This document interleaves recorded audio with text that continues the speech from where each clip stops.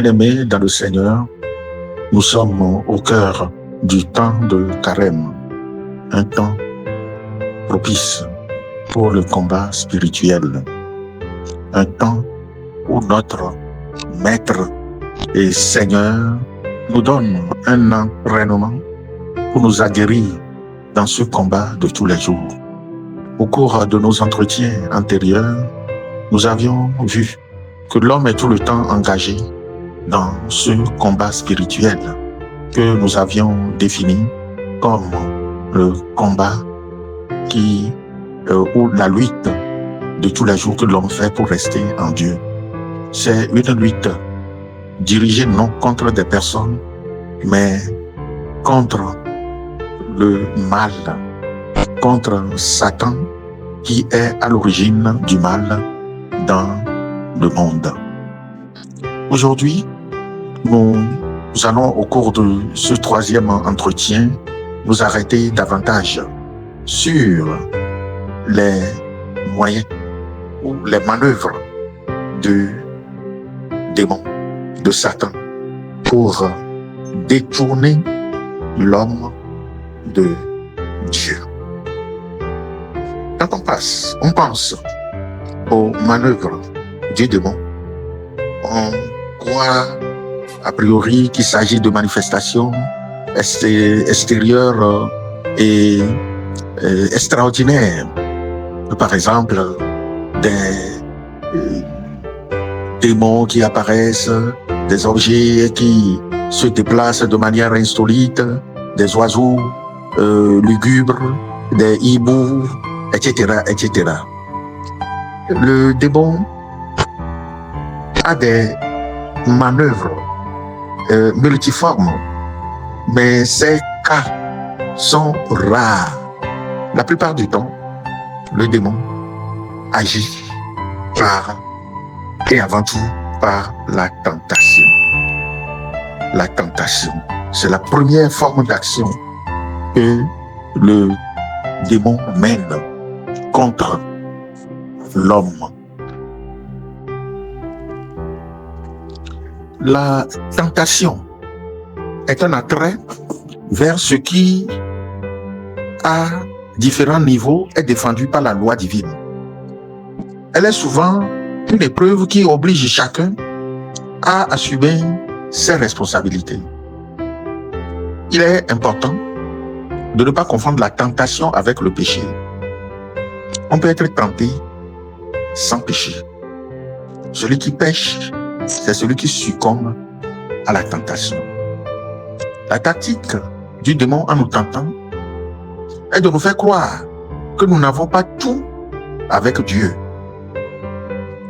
Par exemple, en Genèse chapitre 3 verset 1, le serpent, symbole du diable, demande à nos premiers parents: est-ce vrai que vous ne mangerez d'aucun fruit du jardin?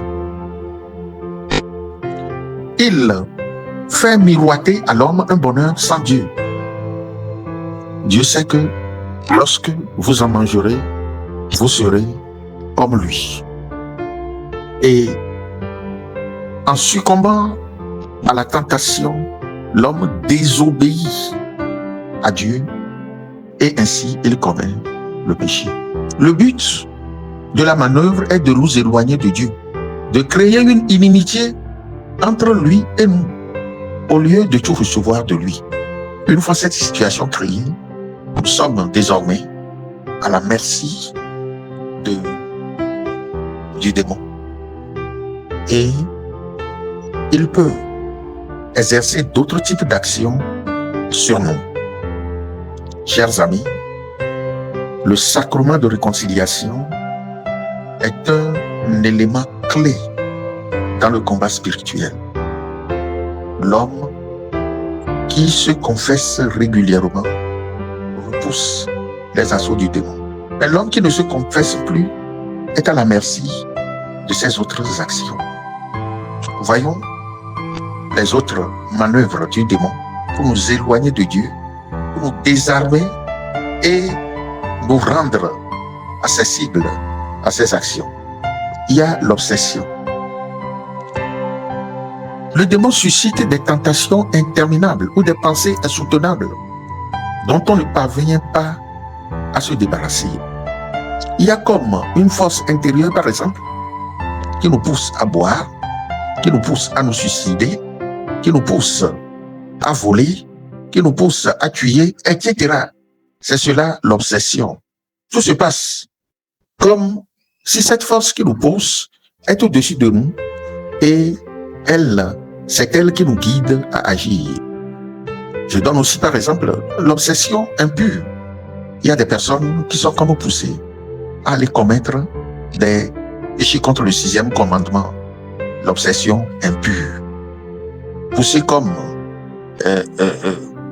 à aller boire à outrance. Ça arrive chez certaines personnes. C'est l'obsession.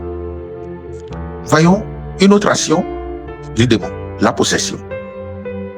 C'est le haut degré de l'action maligne sur l'homme. Ceux qui ont signé un pacte avec le démon et qui sont à son service.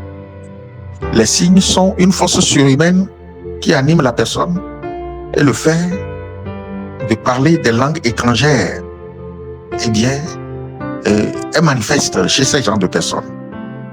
En fait, le démon s'infiltre dans le corps de la personne, touche son esprit, mais son âme demeure quand même libre.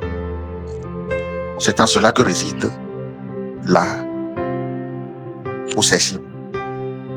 Précisons à ce niveau que l'homme est composé de corps, d'esprit et de l'âme.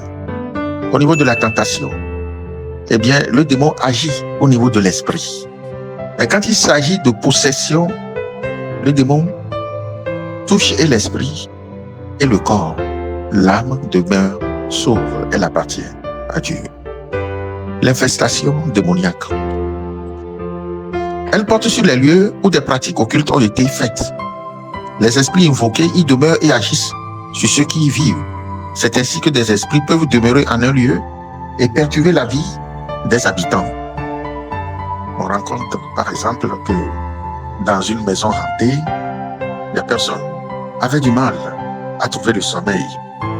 Mais quand un prêtre fut invité et qu'il fit la prière de bénédiction, celle que l'Église recommande dans ces lieux, eh bien, les infestations démoniaques ont cessé et les habitants ont retrouvé la paix. Chaque fois que nous allons demander de l'aide à un esprit, il s'attache à nous et agit sur notre vie en fonction de notre degré d'implication et de la profondeur de la relation qu'il nous lie à lui. Cet attachement malsain à un esprit autre que l'esprit de Dieu est un lien. Est un lien. De la même manière, quand nous faisons des sacrifices occultes, des pratiques occultes en un lieu, eh bien, les esprits restent sur ces lieux et ont désormais des infestations et ont des actions sur les humains qui habitent en ces lieux. Je le répète, je reviens là-dessus. Ces trois dernières infestations, manières d'agir du démon sont plus ou moins rares, mais la tentation est permanente. Tout le monde est tenté. Tout le monde est tenté. Le père Gabriel Amoff, je le disais la dernière fois, affirme que tous les hommes sont tentés du berceau jusqu'au jour où ils rendent l'âme. Réjouissons-nous parce que le Christ, notre Seigneur, nous a montré que l'homme peut vaincre la tentation et vaincre les démons. Au début de son ministère public, le Christ Jésus, poussé par l'Esprit, est allé au désert où il fut tenté. Il a gagné le combat contre le malin, le serpent antique, en s'appuyant sur la parole de Dieu, sur l'obéissance à la volonté du Père, en nous appuyant sur la parole de Dieu et en obéissant comme le Christ Jésus lui-même, nous serons nous aussi victorieux de tous ces combats. La grâce de Dieu nous accompagne. Prions. Dieu, qui veut que tous les hommes soient sauvés et qu'aucun d'eux ne se perde. Dieu, qui veut que nous partagions ta vie bienheureuse. Arme-nous pour le combat de chaque jour et donne-nous de participer à la victoire du Christ Jésus notre Seigneur. Amen.